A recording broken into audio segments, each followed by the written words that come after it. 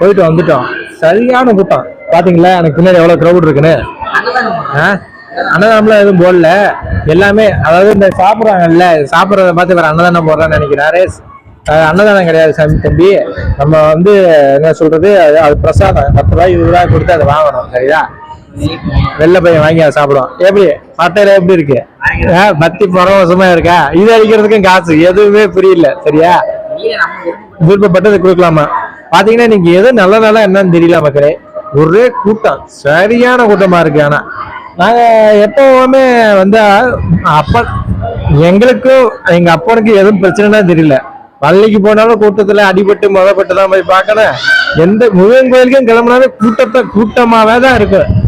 ஏதோ எங்க மேல அவர் சரியான கோவத்தில் இருக்காரு போல இருக்கு. இவனை நிம்மதியாவே இருக்க விடக்கூடாதுடா, வந்து இவன் லைன்ல நின்று மிதிப்பட்டு தான் நம்ம வந்து பார்க்கணும்னு சொல்லிட்டு எங்களுக்கு அவருக்கு ஒரு கான்ட்ராக்ட் இருக்கு போல இருக்கு. வந்துட்டோம், அப்புறம் பார்த்தாச்சு. நல்லா வந்து என்ன சொல்றது, அழகு வேற முருகன் வேற கிடையாது. அழகுன்ற சொல்லுக்கு முருகன் தான்.